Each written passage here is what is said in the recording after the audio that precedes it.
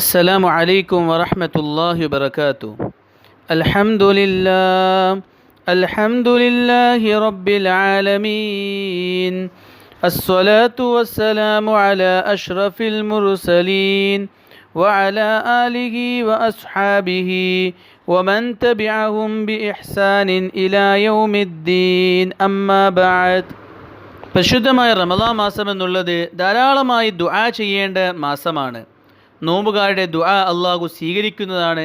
അതുകൊണ്ട് തന്നെ ധാരാളമായി അള്ളാഹുയുടെ ദുആ ചെയ്യാനായി റമളാൻ മാസത്തിൽ നാം പരിശ്രമിക്കേണ്ടതുണ്ട്. കഴിഞ്ഞ 2 ക്ലാസ്സുകളിൽ അഥവാ 13, 14 ക്ലാസ്സുകളിൽ ദുആ ചെയ്യുന്നവർക്ക് ഉള്ള പ്രയോജനത്തെ പറ്റിയും ദുആ സ്വീകരിക്കപ്പെടുന്ന സമയത്തെ പറ്റിയും നാം വിശദമായി മനസ്സിലാക്കിയതാണ്.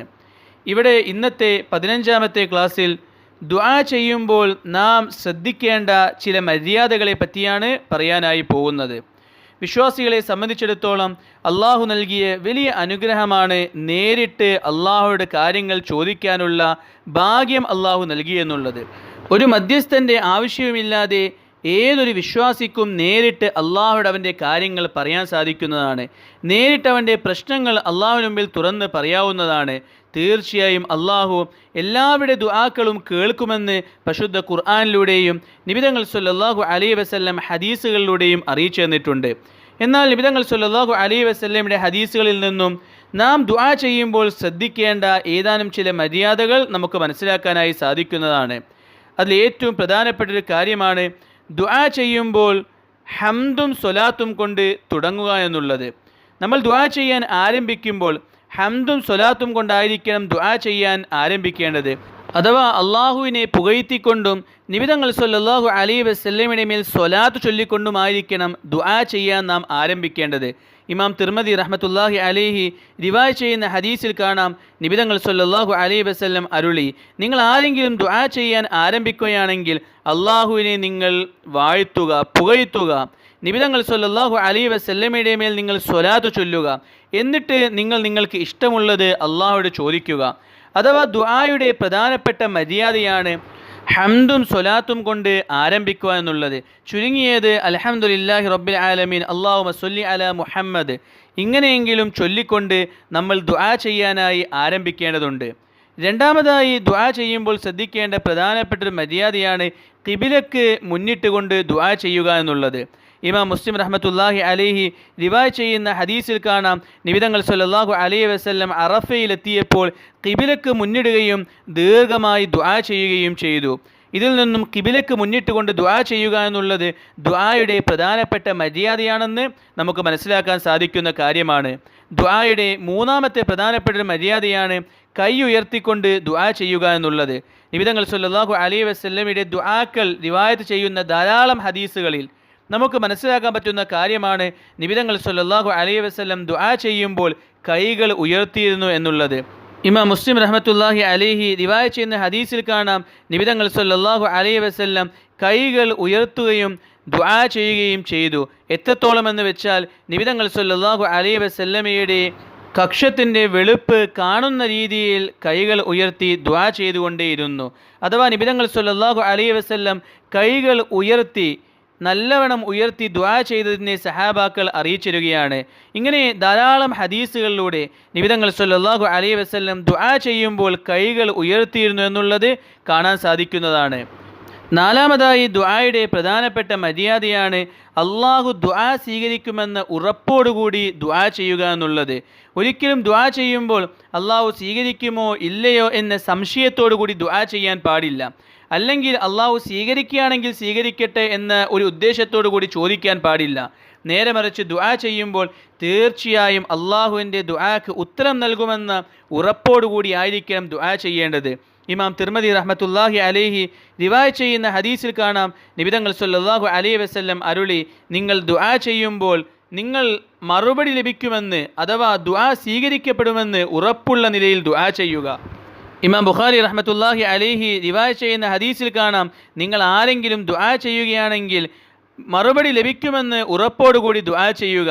നിങ്ങൾ ആരും ദുആ ചെയ്യുമ്പോൾ അള്ളാഹ് ഉദ്ദേശിച്ചാൽ തരട്ടെ എന്ന് പറയാൻ പാടില്ല. നേരെ മറിച്ച് ദുആ ചെയ്യുമ്പോൾ തീർച്ചയായും അള്ളാഹു ദുആ സ്വീകരിക്കുമെന്ന ഉറപ്പോടുകൂടി ആയിരിക്കണം ദുആ ചെയ്യേണ്ടത്. അഞ്ചാമതായി പ്രധാനപ്പെട്ട ഒരു മര്യാദയാണ് ദുആയിൽ തിരക്ക് കൂട്ടാതിരിക്കുക എന്നുള്ളത്. ആവശ്യങ്ങൾ അള്ളാഹുവോട് പറഞ്ഞുകൊണ്ടേയിരിക്കണം. നിരാശയില്ലാതെ മടുപ്പില്ലാതെ ആവർത്തിച്ച് കാര്യങ്ങൾ ചോദിച്ചുകൊണ്ടേയിരിക്കണം. എന്തെങ്കിലും കാര്യങ്ങൾ ചോദിക്കുമ്പോൾ ഉടനെ തന്നെ ലഭിക്കണമെന്ന രീതിയിൽ തിരക്ക് കൂട്ടാൻ പാടില്ല. കാരണം 14ാമത്തെ ക്ലാസ്സിൽ നാം വിശദീകരിച്ചതാണ്, അള്ളാഹു സുബ്ഹാനഹു വ തആല ഒരു വിശ്വാസിയുടെ ദുആ ചിലപ്പോൾ ഉടനെ സ്വീകരിക്കുന്നതല്ല. കാരണം നമ്മൾ ചെയ്യുന്ന ദുആ, നമ്മൾ ആവശ്യപ്പെടുന്ന കാര്യം നമുക്ക് നന്മയാണോ തിന്മയാണോ എന്ന് അള്ളാഹുവിനാണ് ഏറ്റവും നന്നായി അറിയുന്നത്. അതുകൊണ്ട് നമ്മൾ ചോദിക്കുന്ന കാര്യം നമുക്ക് നല്ലതല്ല എന്നുണ്ടെങ്കിൽ അള്ളാഹു ആ ദുആയെ സ്വീകരിക്കുന്നതല്ല, മറിച്ച് ആ ദുആയെ അള്ളാഹു മാറ്റിവെക്കുന്നതാണ്. അതിന് പകരമായി അള്ളാഹു തആല ഒന്നെങ്കിൽ എന്തെങ്കിലും വലിയ പ്രയാസങ്ങൾ അവൻ്റെ ജീവിതത്തിൽ നിന്നും മാറ്റിക്കൊടുക്കും, അല്ലെങ്കിൽ പരലോകത്ത് ഉന്നതമായ പ്രതിഫലങ്ങൾ നൽകുന്നതാണ്. അതല്ല എങ്കിൽ ഏറ്റവും അനുയോജ്യമായ സമയത്ത് അള്ളാഹു ആ കാര്യം അവന് നൽകുന്നതാണ്.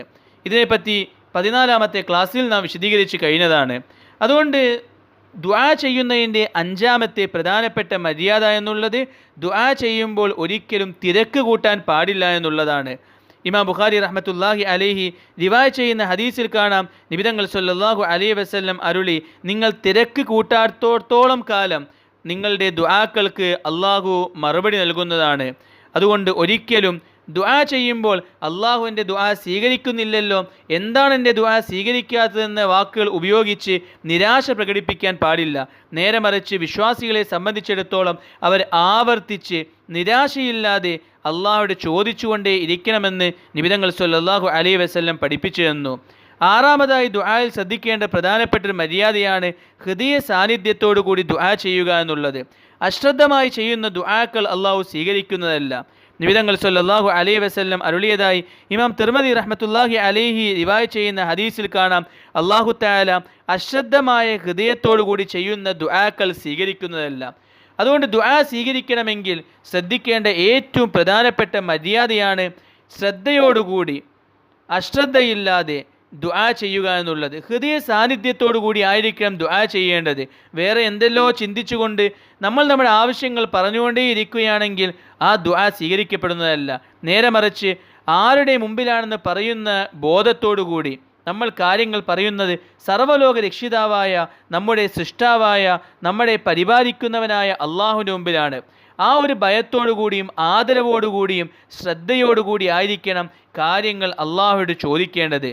അതുകൊണ്ട് ദുആ ചെയ്യുമ്പോൾ ശ്രദ്ധിക്കേണ്ട 6ാമത്തെ പ്രധാനപ്പെട്ട മര്യാദയാണ് ദുആ ചെയ്യുമ്പോൾ ഹൃദയ സാന്നിധ്യത്തോടു കൂടി ദുആ ചെയ്യുക എന്നുള്ളത്. 7ാമതായി ശ്രദ്ധിക്കേണ്ട പ്രധാനപ്പെട്ട മര്യാദയാണ് വിനയത്തോടെയും ഭയഭക്തിയോടെയും ബഹുമാനത്തോടെയും ദുആ ചെയ്യുക എന്നുള്ളത്.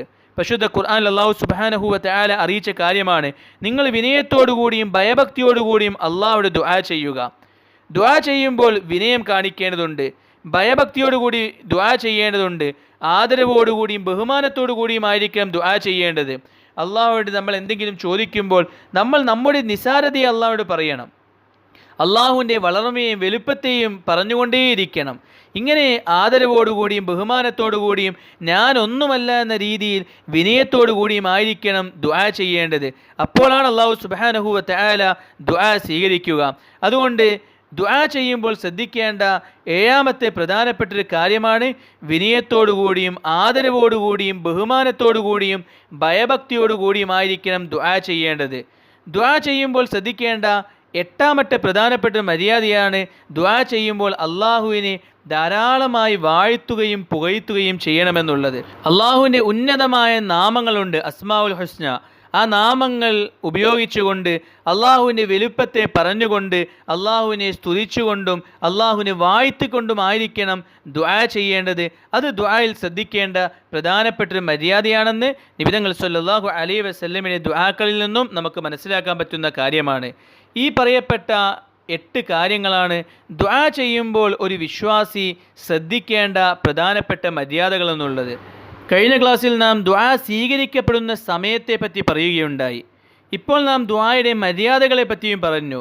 ഇനി ദുആയിൽ നാം മനസ്സിലാക്കേണ്ട പ്രധാനപ്പെട്ട ഒരു കാര്യമാണ് ദുആ തടയപ്പെടുന്ന കാര്യങ്ങൾ. അല്ലാഹു സുബ്ഹാനഹു വ തആല ദുആ ചെയ്യുന്നവരെ ഇഷ്ടപ്പെടുന്നു. ദുആക്കൾക്ക് മറുപടി നൽകാൻ അള്ളാഹുവിന് വലിയ ഇഷ്ടമാണ്. അള്ളാഹു അടിമകൾ ചോദിച്ചാൽ അവരുടെ ചോദ്യത്തിന് ഉത്തരം നൽകുന്നവനാണ്. പക്ഷേ ഏതാനും ചില കാര്യങ്ങൾ കൊണ്ട് അള്ളാഹു ദുആയെ സ്വീകരിക്കുന്നതല്ല. അഥവാ ദുആ സ്വീകരിക്കപ്പെടാതിരിക്കാൻ ഉള്ള ചില കാര്യങ്ങളും നബി തങ്ങൾ സല്ലല്ലാഹു അലൈഹി വസല്ലം നമുക്ക് അറിയിച്ചു തന്നിട്ടുണ്ട്. അതിൽ ഏറ്റവും അടിസ്ഥാനപരമായ കാര്യമാണ് ഹറാമായ ഭക്ഷണം ഭക്ഷിക്കുക എന്നുള്ളത്. ഹറാമായ സമ്പാദ്യം കൊണ്ടുള്ള ഭക്ഷണങ്ങൾ, അള്ളാഹു നിഷിദ്ധമാക്കിയ ഭക്ഷണങ്ങൾ, അത് കഴിക്കുന്നത് കാരണമായി നമ്മുടെ ദുആക്കൾ സ്വീകരിക്കാത്ത അവസ്ഥയുണ്ടാകും. ഇമാം മുസ്ലിം റഹ്മത്തുള്ളാഹി അലൈഹി റിവായത്ത് ചെയ്യുന്ന ഹദീസിൽ നബി തങ്ങൾ സല്ലല്ലാഹു അലൈഹി വസല്ലം ഒരു വ്യക്തിയെ പറ്റി പറഞ്ഞതായി പറയുന്നുണ്ട്. നബി തങ്ങൾ സല്ലല്ലാഹു അലൈഹി വസല്ലം ഒരു വ്യക്തിയെ പറ്റി പറഞ്ഞു, അദ്ദേഹം ദീർഘമായി യാത്ര ചെയ്തു, വലിയ അവശനാണ്, പൊടി പടലങ്ങൾ അദ്ദേഹത്തിൻ്റെ ശരീരത്തിലുണ്ട്. അഥവാ ദീർഘമായി യാത്ര ചെയ്ത് അവശനായ അവസ്ഥയിലാണുള്ളത്. അദ്ദേഹത്തെ 2 കൈകളും ആകാശത്തിലോട്ട് ഉയർത്തുന്നു. എന്നിട്ട് എൻ്റെ രക്ഷിതാവേ, എൻ്റെ രക്ഷിതാവേ എന്ന് വിളിച്ചുകൊണ്ടേയിരിക്കുന്നു. പക്ഷേ അള്ളാഹു അദ്ദേഹത്തിൻ്റെ ദുആ കേൾക്കുന്നില്ല. ഇവിടെ ദുആ സ്വീകരിക്കപ്പെടാനുള്ള കാരണങ്ങൾ അദ്ദേഹത്തിനുണ്ട്. യാത്രക്കാരൻ്റെ ദുആ അള്ളാഹു തീർച്ചയായും സ്വീകരിക്കുമെന്ന കാര്യം കഴിഞ്ഞ ക്ലാസ്സിൽ നാം മനസ്സിലാക്കിയതാണ്. ഇദ്ദേഹം യാത്രക്കാരനാണ്, അവശനാണ്. എന്നിട്ട് 2 കൈകളും ഉയർത്തിക്കൊണ്ട് എൻ്റെ രക്ഷിതാവേ, എൻ്റെ രക്ഷിതാവേ എന്ന് വിളിച്ചുകൊണ്ട് ദുആ ചെയ്യുകയാണ്. പക്ഷേ അള്ളാഹു അദ്ദേഹത്തിൻ്റെ ദുആ സ്വീകരിക്കുന്നില്ല. നബി തങ്ങൾ സല്ലല്ലാഹു അലൈഹി വസല്ലം അരുളി, അദ്ദേഹത്തിൻ്റെ ഭക്ഷണം ഹറാമാണ്, അദ്ദേഹം കുടിച്ച പാനീയം ഹറാമാണ്, അദ്ദേഹം ധരിച്ച വസ്ത്രം ഹറാമാണ്. ഇങ്ങനെ ഹറാമ് കൊണ്ട് ഉണ്ടായ ഒരു ആളുടെ ദുആ അള്ളാഹു എങ്ങനെ സ്വീകരിക്കാനാണെന്ന് നബി തങ്ങൾ സല്ലല്ലാഹു അലൈഹി വസല്ലം ചോദിച്ചു. അതുകൊണ്ട് ഭക്ഷണം ഹറാമാവുകയാണെങ്കിൽ, ഹറാമായ സമ്പാദ്യം കൊണ്ട് ഭക്ഷണം വാങ്ങി കഴിക്കുകയാണെങ്കിൽ, അള്ളാഹു നിഷിദ്ധമാക്കിയ ഹലാലല്ലാത്ത ഭക്ഷണങ്ങൾ കഴിക്കുകയാണെങ്കിൽ അത് കാരണമായി നമ്മുടെ ദുആക്കൾ സ്വീകരിക്കപ്പെടാത്ത അവസ്ഥ ഉണ്ടാവുന്നതാണ്. അതുകൊണ്ട് നമ്മുടെ ദുആക്കൾ സ്വീകരിക്കപ്പെടാൻ ഏറ്റവും അടിസ്ഥാനപരമായി നാം ശ്രദ്ധിക്കേണ്ട കാര്യം നമ്മുടെ സമ്പാദ്യ മാർഗം ഹലാലാക്കുക എന്നുള്ളതാണ്. അതിലൂടെ നമ്മുടെ ഭക്ഷണം ഹലാലായി തീരും. അതുപോലെ അള്ളാഹു ഹലാലാക്കിയ കാര്യങ്ങൾ ഭക്ഷിക്കുക എന്നുള്ളതാണ്. ഹലാലും ഹറാമും നോക്കാതെ ഇഷ്ടമുള്ളതെല്ലാം ഭക്ഷിക്കുക, ഹലാലും ഹറാമും നോക്കാതെ എല്ലാ രീതിയിലും ലാഭം കൊയ്യാൻ നോക്കുക, എല്ലാ രീതിയിലും സമ്പാദിക്കുക. ഇങ്ങനെയുള്ള ആളുകളെ സംബന്ധിച്ചിടത്തോളം അവരുടെ ദുആക്കൾ അള്ളാഹു സ്വീകരിക്കുന്നതല്ല. അള്ളാഹു നമ്മുടെ ദുആ സ്വീകരിച്ചിട്ടില്ല എങ്കിൽ അതിനേക്കാൾ വലിയ നഷ്ടം ഒരു വിശ്വാസിക്ക് മറ്റെന്താണുള്ളത് എന്ന് നമ്മൾ ഓരോരുത്തരും ചിന്തിച്ചാൽ മതി. ദുആ സ്വീകരിക്കപ്പെടാത്ത രണ്ടാമത്തെ കാരണമാണ് ഉറപ്പില്ലാതെ അള്ളാഹുടെ ദുആ ചെയ്യുക എന്നുള്ളത്. ദുആയുടെ മര്യാദയിൽ നാം മനസ്സിലാക്കി ദുആ ചെയ്യുമ്പോൾ ഉറപ്പോടുകൂടി ദുആ ചെയ്യണമെന്ന് നബി തങ്ങൾ സല്ലല്ലാഹു അലൈഹി വസല്ലം അരുളി. അതുകൊണ്ട് തന്നെ ഉറപ്പില്ലാതെ ചെയ്യുന്ന ദുആക്കൾ അള്ളാഹു സ്വീകരിക്കുന്നതല്ല.